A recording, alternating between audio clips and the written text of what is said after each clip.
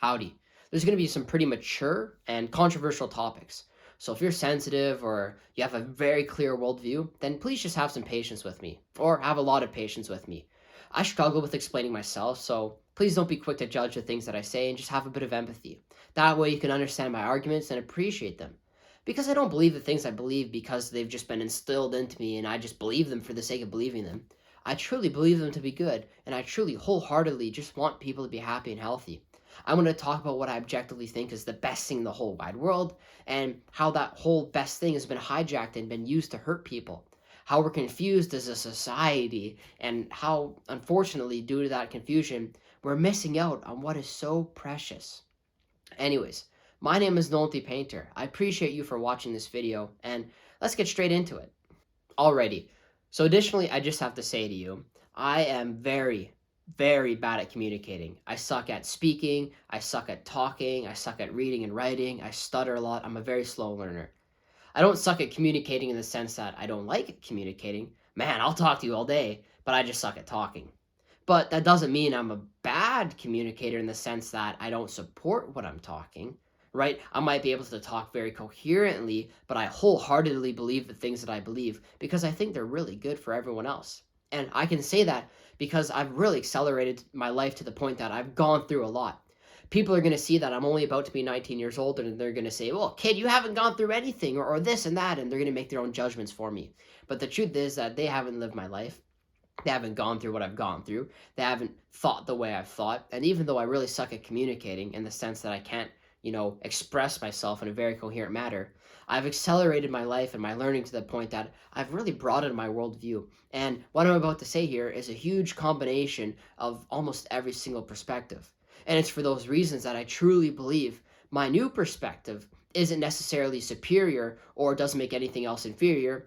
It's just gentle, and it's used to make people happier and what I would consider to be good from a godly perspective, right? The type of good that gives you a warm feeling in your heart and doesn't have you guilty afterwards, right? Alrighty, so I'm going to talk about this a lot in the video, but it's basically this core idea, which is the world is great, and as much as it looks all bad and black pill this and black pill that, right? The world sucks, it's dying. It's actually pretty good. And it's not pretty good because right now it's this perfect condition, but the world's pretty good because of what it has to offer, right? It has hope, it has opportunity. This is a very optimistic perspective. I'm talking about things I don't yet have, but things I really want to obtain in the future. Think of it like a gambler who, loves gambling not because he's losing his money and because it sucks, but because he might win something in the future. Now, I know that doesn't sound the greatest for the sake of my argument here, right? I'm not trying to say I'm like a gambler who's just gambling my life away. I'm saying I have a similar sense of optimism, right? The world isn't the prettiest right now, but it's a good world because of what it has to offer in the future. But that depends on the things I'm going to talk about in this video. And every time something happens, like I'm going to discuss in this video, the chances of that good thing happening goes down and down. So what is this good thing? What's the best thing in the world? Well, it's relationships. Seriously. For those who are religious like myself, the best relationship you can have is the one with God. Your godly relationship with the Lord. And everyone should have a relationship with God. Holy smokes, everyone should have a relationship with God, hands down, right? If you don't, that's okay, but you got to work on that, right? Have a relationship with God. He loves you. But anyways, well, what else is there? Because God's great. He really is. And, honestly, I could live my whole life just having a relationship with him. But I also want relationships with other people. So what's the next best thing? Well, a relationship with your spouse, your wife or your husband. Those are great. I mean, that's an amazing relationship. So amazing that you really only need one wife or one husband. And then you make a whole family, and then you get more relationships. Isn't that beautiful? But why are relationships so special? Well, obviously, if you're religious, the relationship with God is self-explanatory. He's your creator, and obviously you want to have a good relationship with him. But, what about everything else, right? Isn't money and fame cool? Well, no. No amount of money will make you as rich as the man who has a happy family. Because money's great, but, who do you spend it on? Right? I want to buy my girl flowers every day. I don't even have a girlfriend, and I want to buy this imaginary girlfriend of mine flowers every day. I want to pamper her and love her and care for her. And sometimes that costs money. It really shouldn't, but, obviously it costs money sometimes. Flowers aren't cheap, especially the pretty ones, right? But, as much as money makes the world go around, you're really not going to buy yourself happiness. You can buy yourself nice cars, you can buy yourself experiences, But as long as you have a little bit of guilt at the end of the day, you're not really happy. Marriage is one of the only things in the world that is guilt free. So now that we know what money is not really good, well, what about status? What about fame? What about influence? Well, having influence and fame and status is cool, but I would sacrifice any bit of fame ever to just have a bit more attention from a partner. I mean, if you really think about it, getting a bunch of hard eyes and flame emoji comments for every post you post on Instagram is cool, but, I would rather my partner have hard eyes and flame emojis for me, right? I would rather my partner give me more attention. Nonetheless, I don't know these people. It's all strangers. It's all noise. It's great and I appreciate it, but it's all noise. You can get equal amounts of hateful attention and you'd be so different towards it, right? You'd be so different to hateful attention. All of a sudden, you wouldn't want attention, right? So if you think about it, you really don't want fame or attention. You want positive feedback. But you know that to be unhealthy because in reality, you need criticism, not just positive feedback, because positive feedback can manipulate you and force you to do the wrong things. If all of a sudden you only got hate for doing the things you loved, well, you wouldn't want to do the things you loved. So just think about it. You don't really need this outside attention like fame, and we already know you don't need money, so it just comes back to the relationships. And of course, I'm just going to use those two examples for now, right? Fame and money, because they're the most familiar, right? We got the big three: relationships, fame, and money. But relationships are always going to take the cake. Obviously, having all three is kind of cool, right? Having some influence, having some money to spend on a relationship, and then obviously having the relationship. But really, what matters most is the relationship. So why? Why is the relationship so special? Well, it's because it's guilt-free. And I know, that's going to sound crazy. You're like, guilt-free, guilt-free. What do you mean, no, like guilt-free, right? And you're already making your own assumptions. So just bear with me here. What do I mean by guilt-free? Well, in life, we get knowledge. We learn. And holy smokes, ignorance is surely bliss. I wish I could just be some idiot, some fool who's like ignorant, right? Holy smokes, ignorance is most assuredly bliss. Why? Because when we learn things, when we have knowledge, we have burden. When you know something's objectively good or bad, right or wrong, right? As we all have an idea of what is right or wrong. When you do wrong, you feel horrible, right? A crude example is pornography. When you masturbate to pornography, as a man mostly, but as a woman too, you feel guilty afterwards. But especially as a man, you feel horrible afterwards. You feel guilty because you know it was wrong. If you didn't know it was wrong, you wouldn't really feel guilty at all. So if you look in relationships, if you know, for example, sex before marriage is wrong, which I believe it is wrong, but if you know it's wrong, you would feel guilty if you had sex with your spouse before marriage. Now, I'm not here to tell you what's right or wrong. That's not my job here. My job is to tell you what I'm going to explain later in this video, but I need to lay down a bit of a foundation, which is what this segment is, right? This segment is talking about the best thing ever, which is relationships. And now, accordingly, the guilt that we carry leading into relationships. So if you believe sex before marriage is fine, I'm not here to tell you that's wrong. I'm here to tell you the guilt that you feel is a sign that you know it's not the best thing, right? Guilt because you don't know if they're the one, or guilt because your future partner might be upset at you, or because of this societal standard that you're facing, or because you feel like you're full of yourself, right? You know it's wrong. Wrong not because I say so, but because with the more sex that you have with different people, the less chances you have at a happy marriage, right? And I'm going to explain that later in the video in more detail, but you just know it's wrong. And I know that's a bit of a crude example, but it really expands to everything. The idea of doing something that you know is wrong. Maybe you lash out at someone, or maybe this happens or that happens, or maybe it's a little thing. Maybe you didn't go to the gym when you knew you should have, and you feel guilty for it.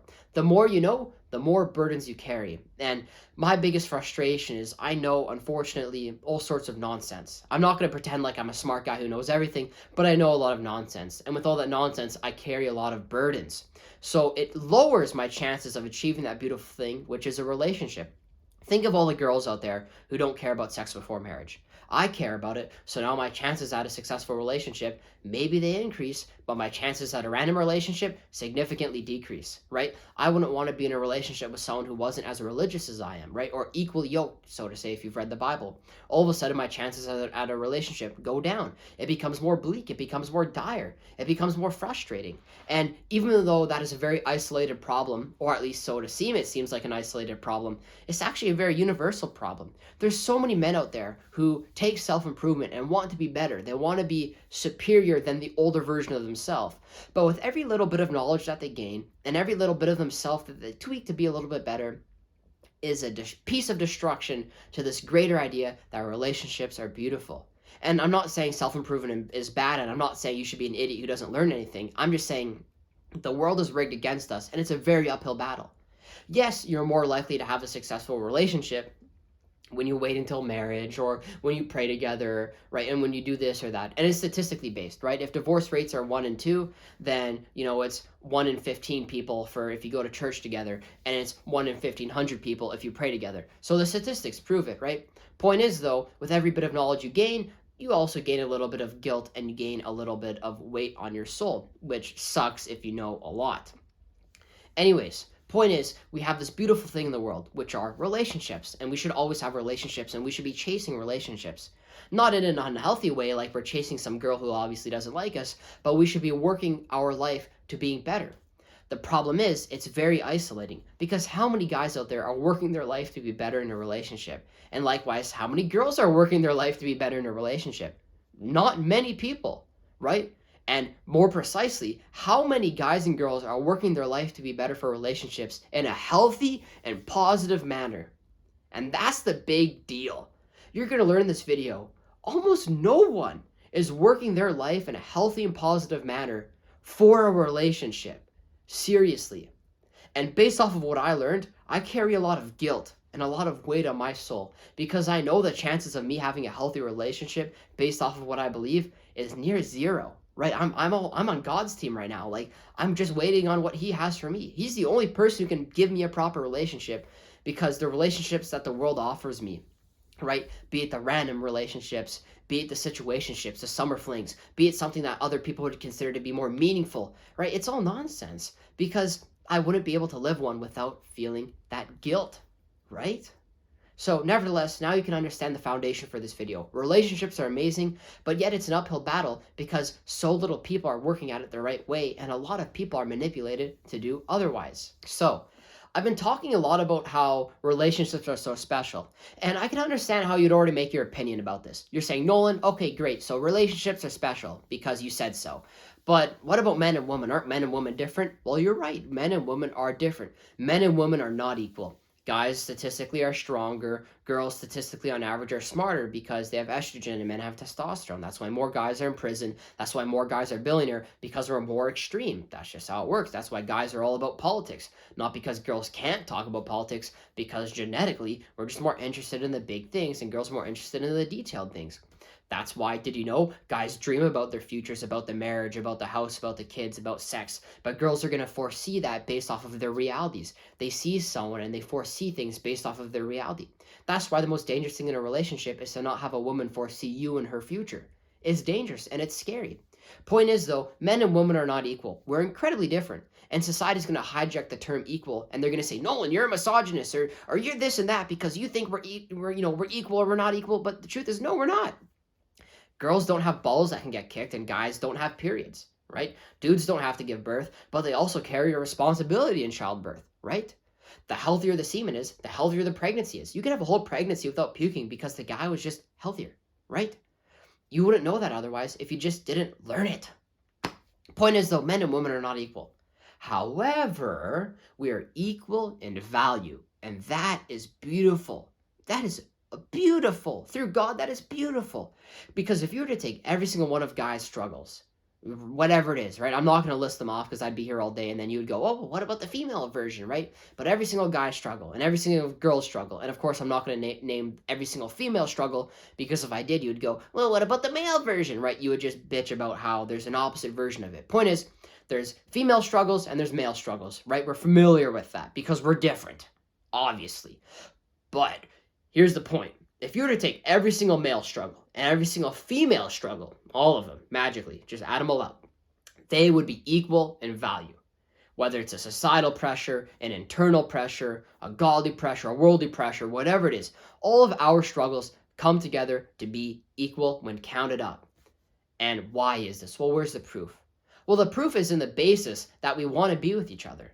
Men and women need to support and lead each other likewise. And I know you're going to say, but don't men lead and don't women support? Well, no, we actually lead each other and submit to each other simultaneously and equally. And I know that's a whole argument for another video, but basically put, I mean, it says in the Bible, a man must do as Christ does for the church. Well, Christ lived and died and was tortured for the church.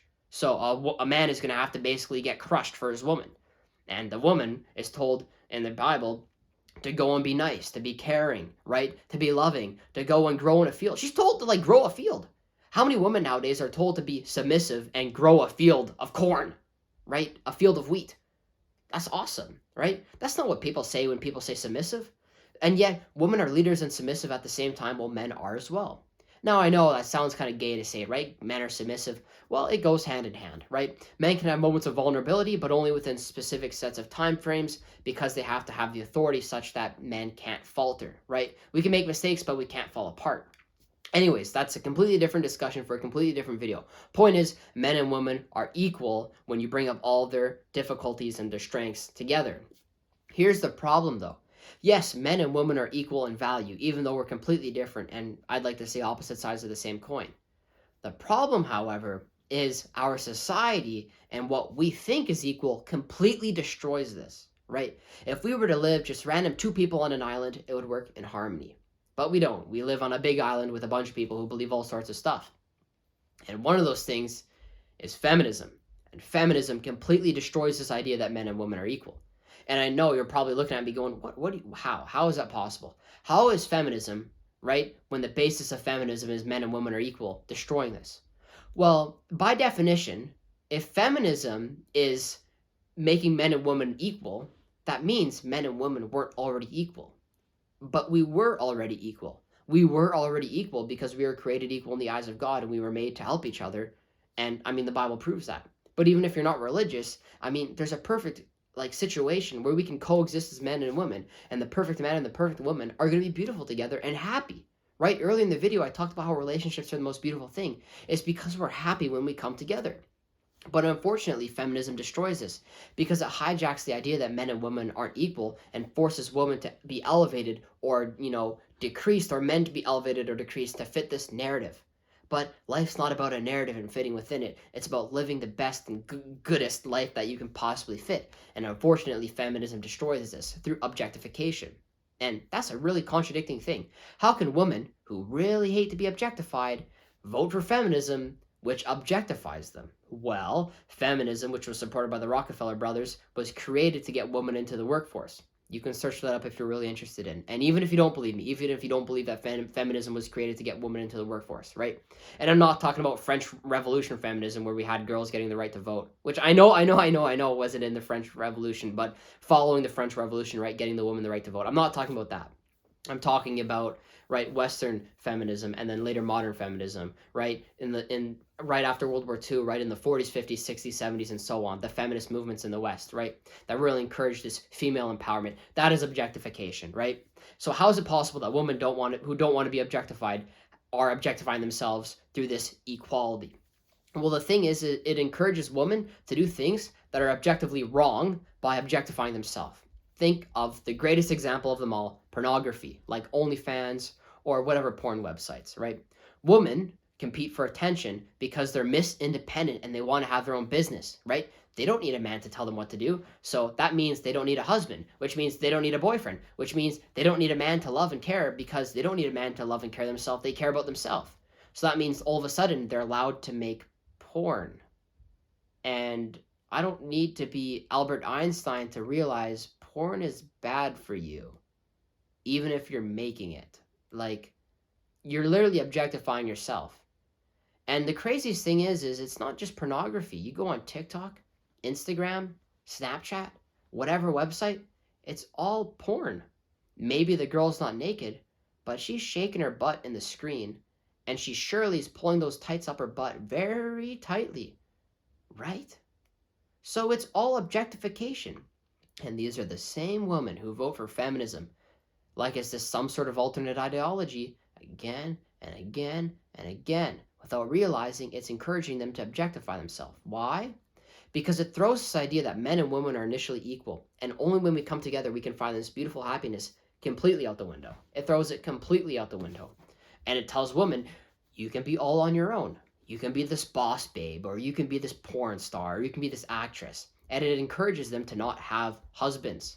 because having a husband is evil and submission is evil, even though submission is actually beautiful and it doesn't degrade a woman whatsoever. In fact, submission elevates a woman and it's a sign that you're with a really good man. But you probably wouldn't understand that, so that's a conversation for another video. Point is, though, feminism objectifies women and it destroys them in life. And the problem is, because so many women nowadays, and obviously not everyone, but just generally speaking, so many females, so many ladies are convinced that feminism is the key. They're now convinced that they don't need a man. So they're now doing things like having younger sex, underage sex. They're doing things like having sex before marriage, right? Which was what I talked about earlier in this video. Right? They're doing things like having sex with multiple people. They're making porn. They're dressing lustfully, right? They're getting attention.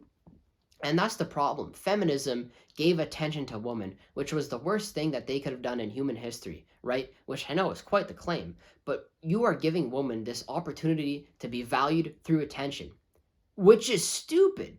You don't need attention to be valued. Remember earlier in this video, I talked about how you have the big three. You have money, status, like in fame, and then relationships. Well, if you have a relationship, you don't need attention, right? That's why girls who are in relationships oftentimes don't like post about them online. Good and healthy relationships, that is, right? Just have to clarify that one, right? Or, the point that I mentioned earlier, you don't need all this outside attention, especially when you realize a lot of it is hateful. And when you have hateful attention, you don't want any of it all of a sudden. You just want positive reinforcement. And feminism was the basis of that. It was giving attention to women and convincing women that they're only valued off of their attention that they get, right? Which means they're now encouraged to do porn. They're now encouraged to post lustfully on the internet. They're encouraged to dress lustfully in public and in the gym. I mean, the way that women have dressed in public and in the gym didn't just change magically overnight. It changed gradually over years and years of convincing them that they need attention. Maybe it's attention from other women. Maybe it's attention from other men. Maybe it's attention from themselves, right? And they're going to convince you. They're going to say, no, I just feel good, or I just feel cute. But that's not the case, right? It's just brainwashing to convince them that they need outside attention to be valued as a human being. But that's not the case. You don't need attention to be valued. And feminism destroys this, right? And obviously, I'm harping on women a lot in this video, but brace yourself. Men are going to get a good slap in a very soon moment, right? But I just got to finish this tangent off, right?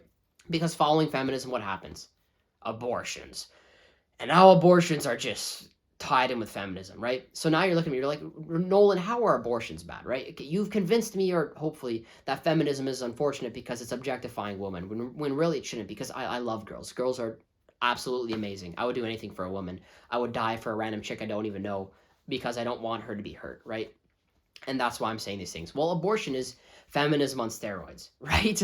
Remember earlier I talked about how we're encouraging women to get into porn and sex before marriage, sex with a lot of people. And we know that's wrong because the more people you have sex with, the less you are likely to actually have a meaningful marriage, right? Like, look at all the big porn stars who are, all of a sudden they don't want to be porn stars anymore. No man's going to want to be with them. And any man who wants to be with them is going to be a pathetic man. And even then, they're going to do a lot of nonsense like cheating and being with everyone else.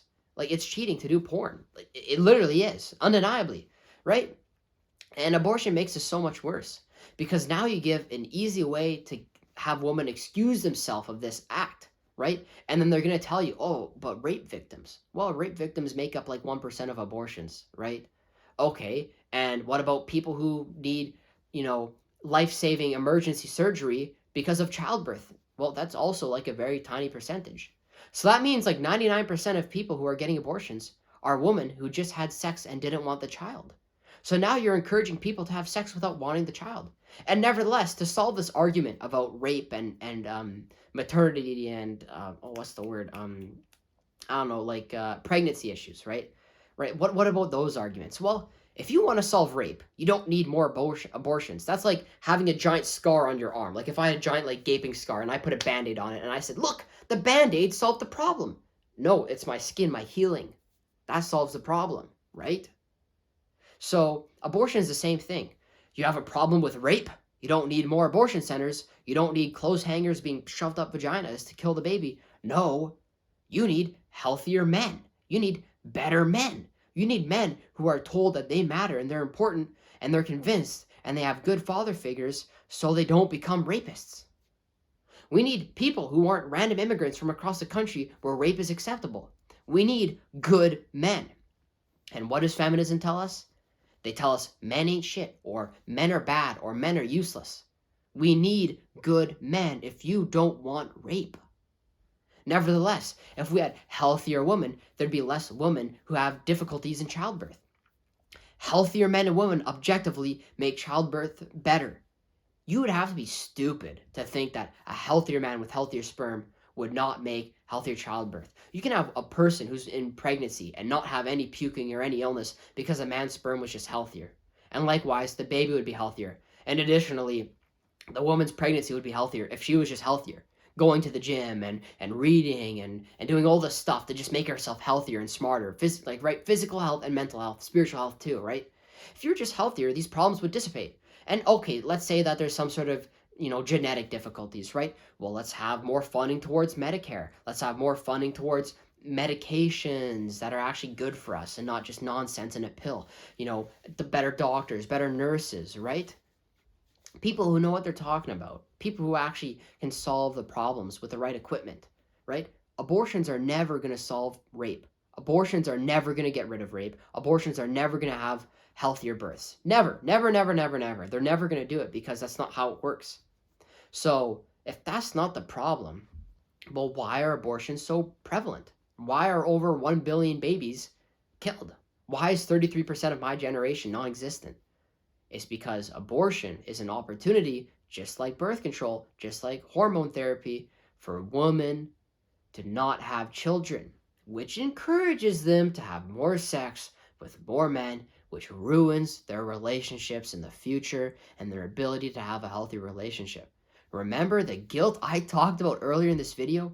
Imagine how she feels with all that guilt on her. Imagine how horrible.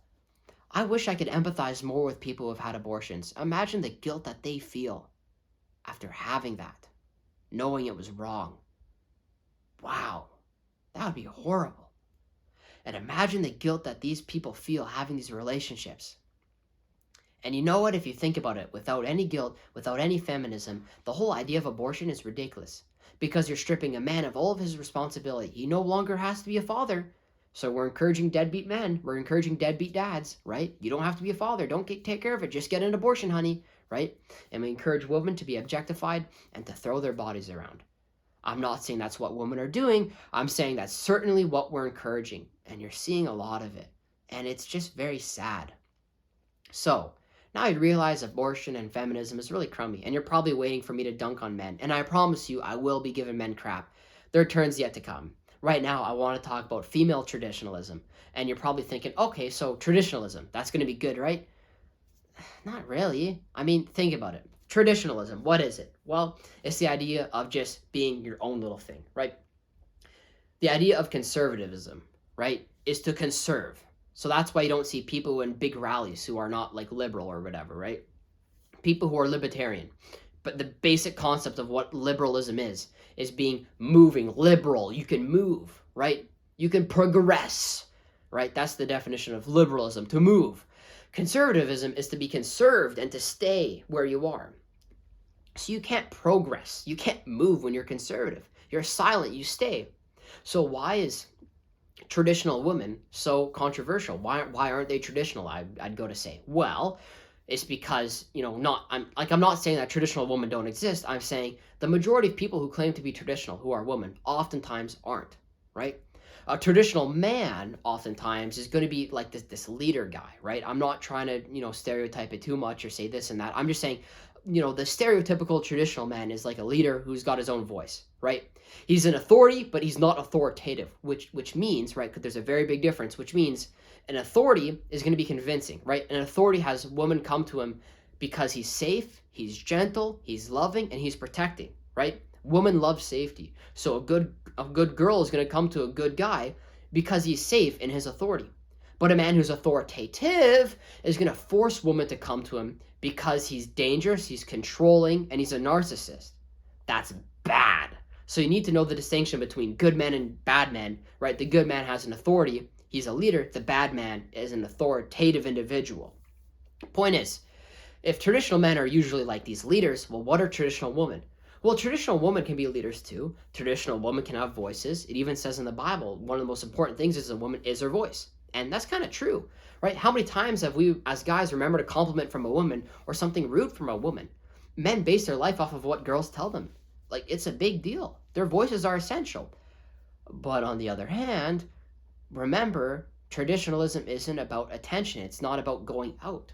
So if men are being loud and having authority, it's not because they want attention. It's because they want to preach what they believe, right? But girls, on the other hand, remember that manipulation I talked about from feminism and from the world? Well, it still hits these traditional women. You're not a traditional woman if you're going out on social media and constantly talking about this idea. You're not. A traditional woman is not going to go out and be on social media and starve for attention. A traditional man, no less, is not going to starve for attention, because that goes back to the initial argument, right?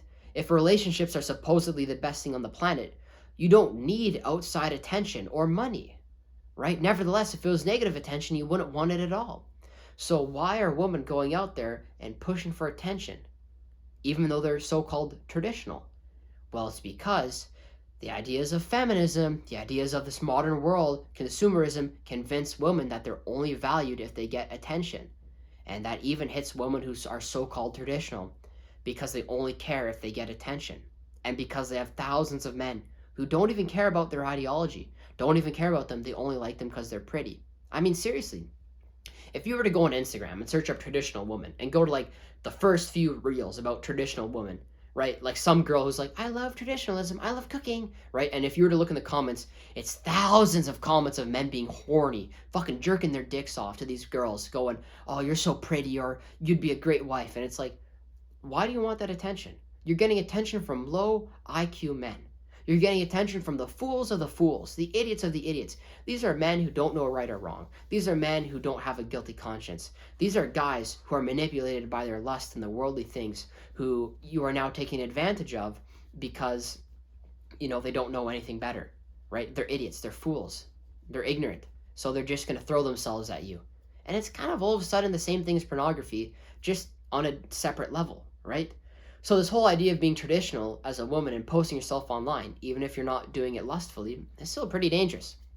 So why is this problematic? Well, it's problematic because earlier I said with the more knowledge I have, the more guilty I am towards being in a relationship. Well, now I don't really want to be in a relationship with a woman who posts herself online. So, pardon me, all of a sudden it's really difficult to be in a relationship because a lot of girls post themselves online. But I just want to be clear here. I'm not saying as a girl you can't have social media. I'm not saying that. Obviously, you can post yourself online. Obviously, you can have your family photos on the internet. I mean, I do that too, right? My parents post pictures of me. I post pictures of family sometimes. I post some cool things. That's totally fine, right? This girl I dated, she was a lovely, beautiful woman, and she would post, family photos, achievements, right? Whether it's like a sports achievement or nonetheless, that's beautiful. That's fine.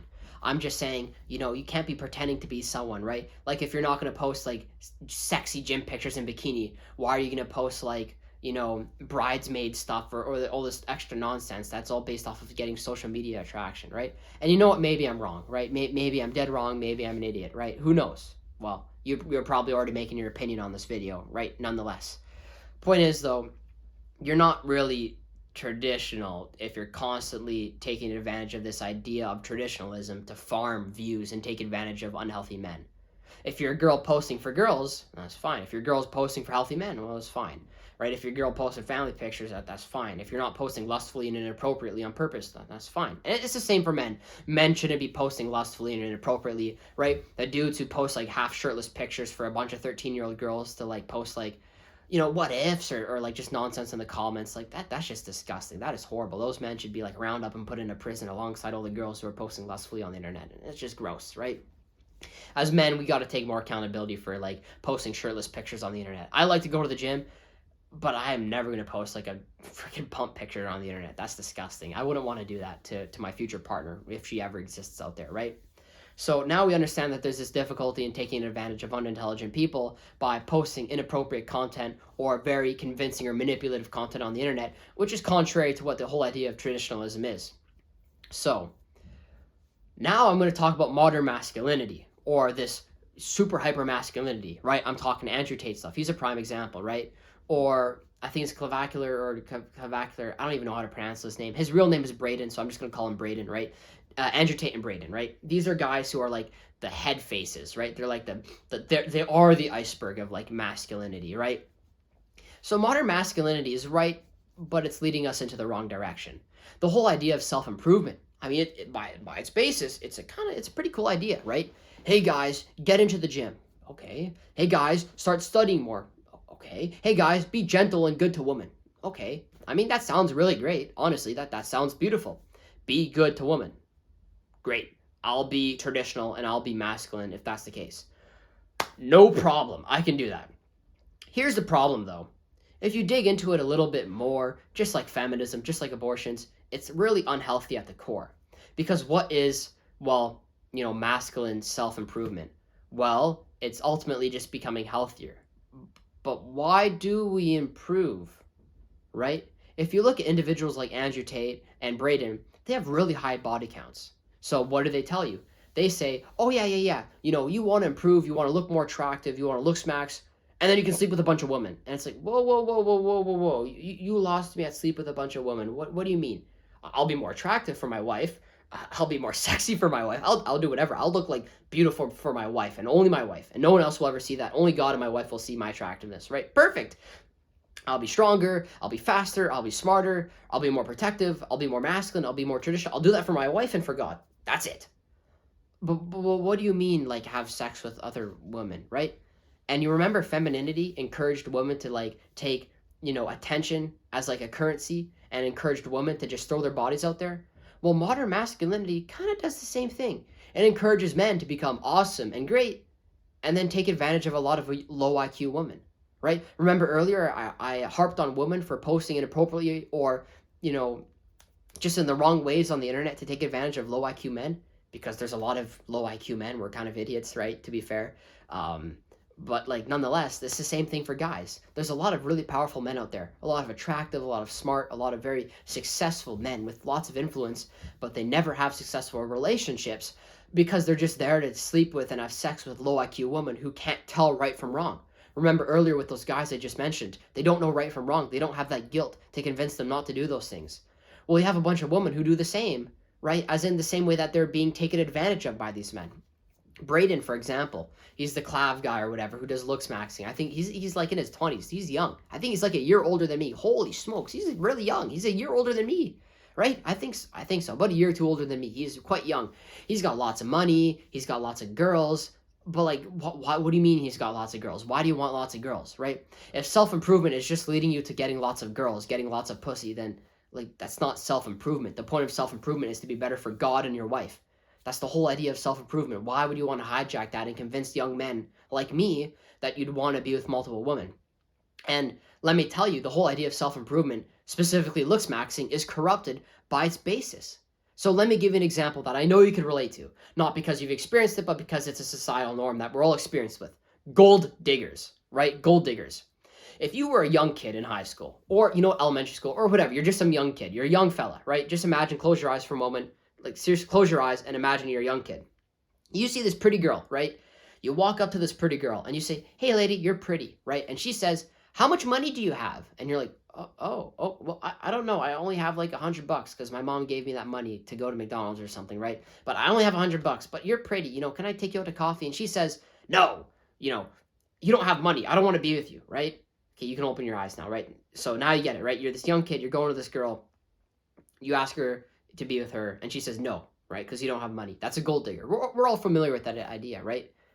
So, why would you logically spend the rest of your life becoming more attractive in finances to get back with that girl and sleep with her, knowing damn well she only liked you for money? What? Like, it doesn't make sense. Like, make it make sense. It makes no sense for a man to get rejected by a gold digger, spend his whole life making money, and then coming back to those gold diggers again and sleeping with them, knowing damn well they only liked him for his money. And that's the same thing with looks maxing. It's literally the same thing. And I know you're going to tell me, Nolan, you're coping because you can't get pussy, or, you're gay, Nolan, or this and that. It's like, dude, I don't want pussy. I want, like, my wife and a family.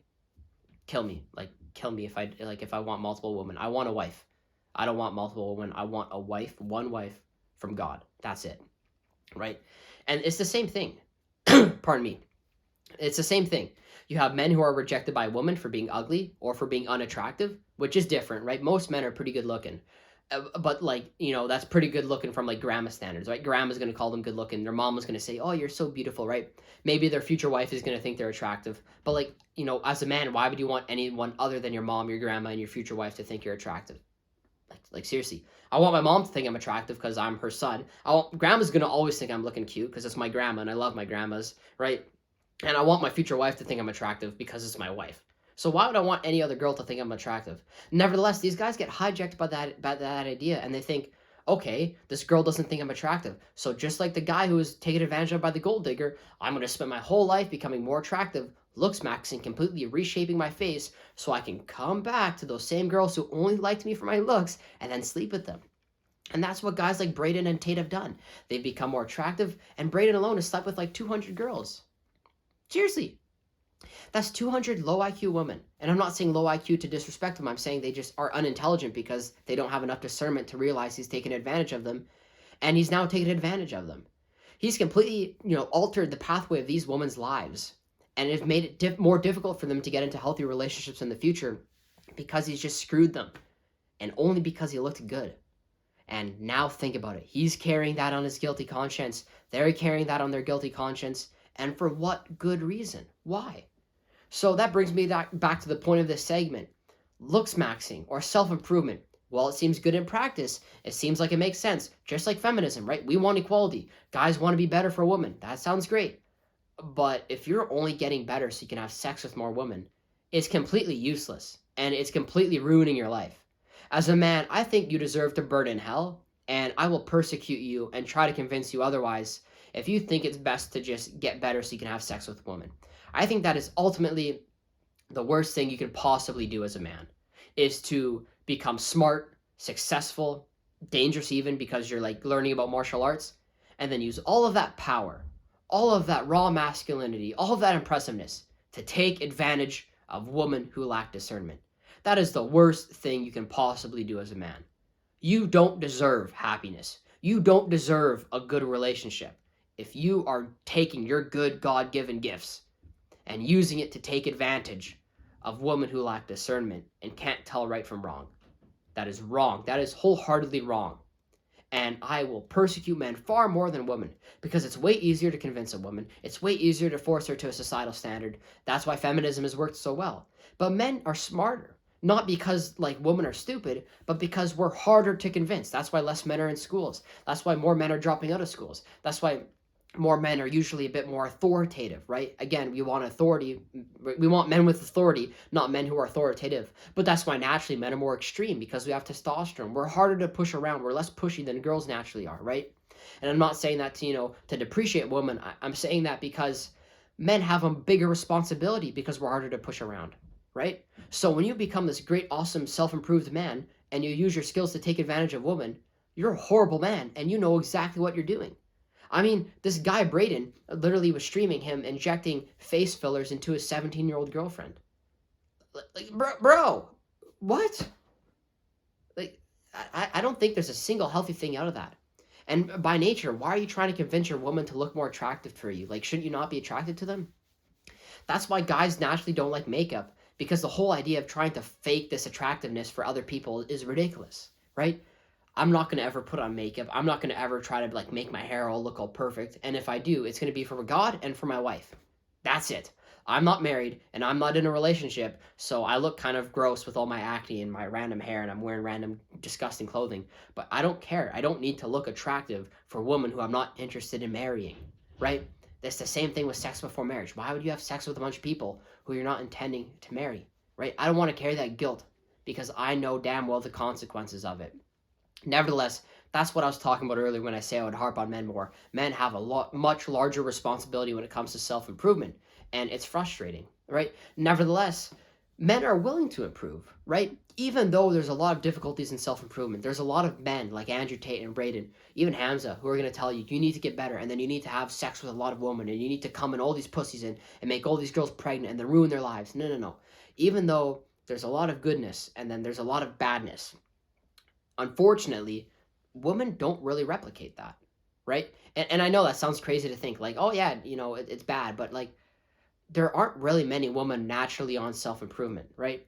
Yes, male self-improvement is good, and unfortunately it's leading to a very bad thing, right? It's leading to a lot of horrible things that I never approve on. Still though, the base idea of getting better as a man is good.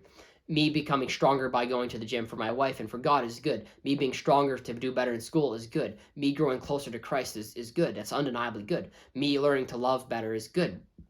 Pardon me eating better so I don't burp as much is good, right? I just had a really big omelet sandwich, so that's why I'm burping so much. But me just being better for the sake of loving more, that is good. Obviously, all the other stuff I mentioned, that is horrible, that is disgraceful. As men, we have a much larger responsibility than just having sex with women and impregnating women who really shouldn't. Like, we have a much larger responsibility than taking advantage of a woman like that. That is disgusting, right? And same for the woman. Women should be good. They shouldn't be taking advantage of stupid men, right? But the point is, if men have this option to be self-improving, whether it's for them or for someone else, what's the equivalent for women, right? Like, if men can take all this accountability on their behalf, right? If men could all of a sudden convince themselves that they need to go to the gym, they need to make millions of dollars, they need to have influence, they need to be smart, they need to be strong, they need to be attractive, they need to be this and that and this and that, and they need to be all these things at the same time, right? Like what is it for a woman, right? Like what does a woman have to be? Like equivalent, right? And then it had me thinking, right? Well, what if there's no equivalent for women, right? If there's no female self-improvement, the same way men have this accountability, well, what is there? Well, there's nothing. Women don't have to have self-improvement. I mean, a good woman isn't someone who's in self-improvement because by nature, that's not really what a feminine person is. A feminine person isn't going to be doing self-improvement. That's why you see feminine men not going to the gym because femininity isn't based off of this super harsh masculine form of self-improvement. Obviously, femininity is based off of improving and getting better, but it's drastically different from masculine self-improvement. So obviously, there is no equivalent for women because they're not masculine. They're not going to have this extremely like roid rated version of like you need to be insanely ripped and insanely this and insanely that and insanely whatever, right. So there really isn't an equivalent for female self-improvement. However, for female improvement in general, what makes a good woman? Well, she's got to be smart, she's got to be gentle, she's got to be caring, she's got to be motherly, right? She's got to be precious, right? She's got to be godly, right? And all of a sudden, like, that kind of makes sense. A good woman is just going to be someone who's smart and caring, and like that's it, bro.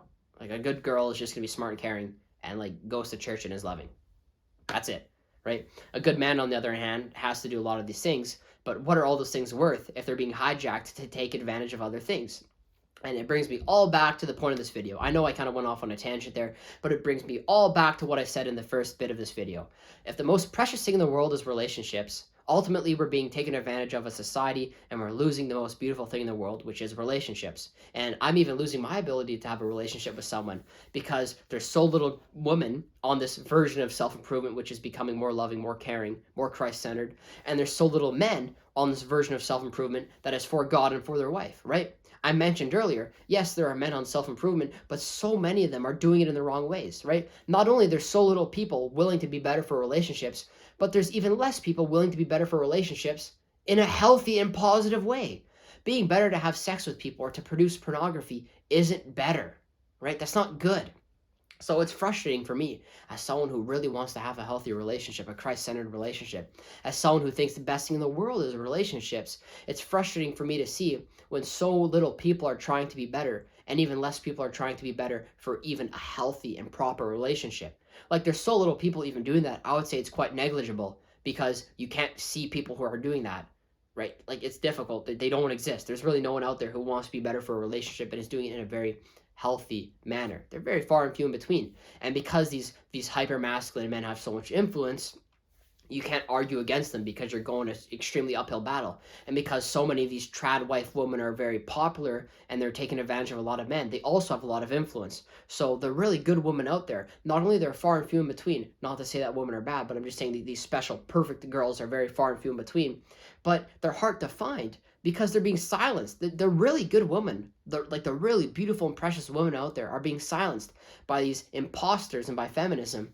And while on the other end, these good men, these guys who are like me, who really just want to be good for God and to glorify God and to glorify my wife, right, are being silenced by this hyper masculinity and this nonsense on the internet. So it's really frustrating, right? And I know I'm sounding like a bitch at this point, right? Oh, it's frustrating, it's hard, woohoo, my life sucks, right? But I mean, come on, like have some empathy for a moment. I really just want to have a healthy, God-centered relationship, and there's so much ridiculousness on the world. And I think undeniably, the world would be insanely better if we had way less of this nonsense, right? And we had way more focus on Christ-centered relationships. I mean, undeniably, if you look at just raw statistics, there's more male loneliness, there's more undiagnosed male sickness, there's way more male suicide, there's way more nonsense, but at the same time, women are struggling. The largest users of antidepressants are single mothers and women who aren't even mothers, right? So that means women need to have men in their lives to help care for their children, and women need children if they really want to be happy. I'm not saying you can't be happy without kids, but I'm saying women are happy and biologically want kids. And women are being hurt in this as a result of this because girls throughout their lifetime get severely hindered when they don't have family and kids, and men are left purposeless when they don't either. So we're getting hurt as a society, and we're experiencing all the guilt at once when we don't take life into our hands and do things the proper and right way. Anyways, I love you, but God loves you more. I really hope this video made any sort of sense to you. And if you really disagree with me, please leave a comment. That way I can try to work with you. I don't want to argue. I don't want to be like really upset at you. I want to be gentle. I want to be caring. I want to be loving. Like I said, my best God-given gift here is love. I truly believe love is the best thing that I can do. And I'm saying this because I truly believe it's the best thing out there. And I truly believe that love and relationships are the most precious thing on this planet. I truly just want to be a good man for my future wife, right? And I want to be very serious in the realm of a relationship. I'm done doing nonsense. I'm done being taken advantage of. I'm done seeing men out there take advantage of other women, and likewise prominent women taking advantage of men. And it's really gross. And you know what? If I have to live completely isolated with my one partner in God, well then so be it. That'll be the perfect life. Anyways, I'll see you tomorrow. And if you want a bit more accountability from me, feel free to reach out and give me a call, as I have a little bit of a call service where I would put a lot more effort into your life so that way I can keep you accountable. Whether your journey has anything to do with relationships or not, I still want to help you out because I do really want to help people at the end of the day and show them the goodness of God and the goodness of just trying to be good for the right reasons.